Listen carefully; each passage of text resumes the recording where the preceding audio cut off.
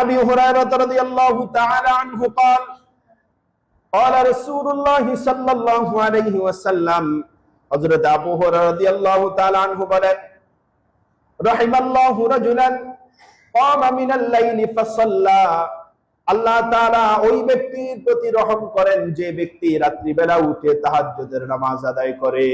সুবহানাল্লাহ।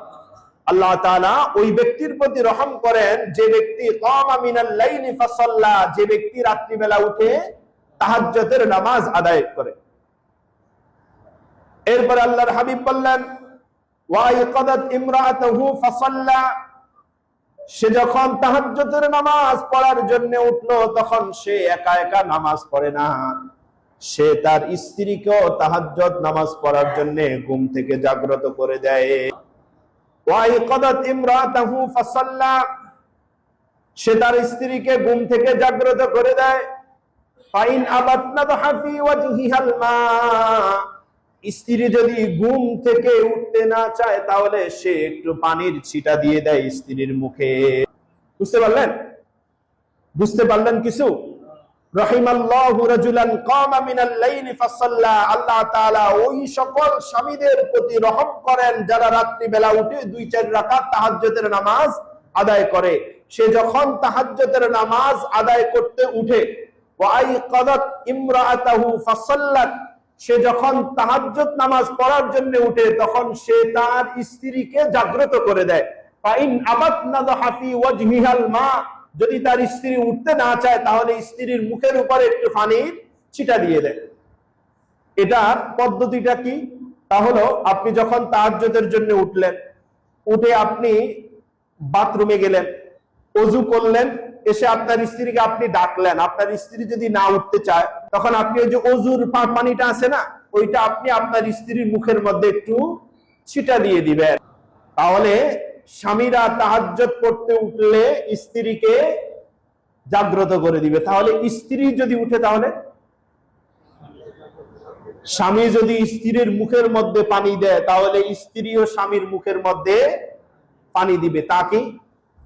এই হাদিসের শেষের অংশে আল্লাহ তাআলার হাবিব বললেন রাহিমাল্লাহু ইমরাতান কামাত মিনাল লাইলি ফাসাল্লাত, আল্লাহ তাআলা ওই স্ত্রীর প্রতি রহম করেন যে স্ত্রী রাত্রি বেলা উঠে 2-4 রাকাত তাহাজ্জুদের নামাজ আদায় করে।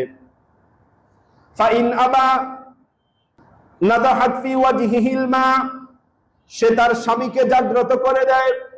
স্বামী যদি উঠতে না চায় ফাইন আবা নাদাহাত ফি ওয়াজহিহিল মা, তখন সে স্বামীর মুখের মধ্যে একটু পানির ছিটা দিয়ে দেয়।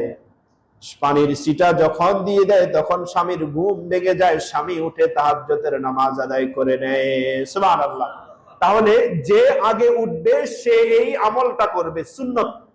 আবার যদি এমন হয় যে আপনার স্বামী যদি বদ মেজাজি হয়, স্ত্রী যারা আছেন স্বামী যদি বদ মেজাজি হয় তখন তো এটা করা যাবে না। আপনার কাছে যদি মনে হয় আপনার স্বামী ভালো, বা আপনি যদি তার মুখের মধ্যে পানির ছিটা দেন তাহলে আপনার উপর রাগান্বিত হবে না।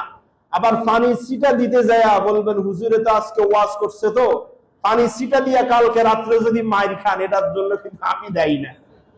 আর ভালো কাজে তাআওয়ানু আলাল বিররি ওয়াত তাকওয়া, ভালো কাজে একে অপরকে সাহায্য করবেন। আপনি নামাজ পড়বেন, আপনার স্ত্রীকে নামাজের কথা বলবেন। এভাবেই হোক আপনি আপনার স্ত্রীকে নামাজ পড়াতেই হবে, আপনি দায়িত্বশীল। আল্লাহ তাআলা বলেছেন ইয়া আইয়ুহাল্লাযীনা আমানু কু আনফুসাকুম ওয়া আহলিকুম নারা, নিজে জাহান্নাম থেকে বাঁচো, নিজের আহলকে বাঁচাও। সেহেতু স্ত্রী যদি বেনামাজি হয়, সন্তানরা যদি বেনামাজি হয়, এটার জন্য স্বামীকে আল্লাহ তাআলার কাছে জবাবদিহি করতে হবে। কিন্তু স্বামী যদি বেনামাজি হয় এটার জন্য কিন্তু স্ত্রী আল্লাহ তাআলার কাছে জবাবদিহি করতে হবে না। এটা কিন্তু স্ত্রীরা জেনে রাখেন। স্ত্রী যদি বেনামাজি হয় এটার দায়ভার স্বামীর উপরে। স্বামী যদি বেনামাজি হয় বা স্বামী যদি দিন নাও মানে এটার দায়ভার স্ত্রীর উপরে না। তবে স্ত্রী স্বামীকে বুঝানোর চেষ্টা করবে। বুঝাইতে গেলে যদি স্বামী রাগান্বিত হয়ে যায়, তাকে যদি মারতে যায়, তাহলে স্ত্রী স্বামীকে বুঝানোর কোনো দরকার নেই।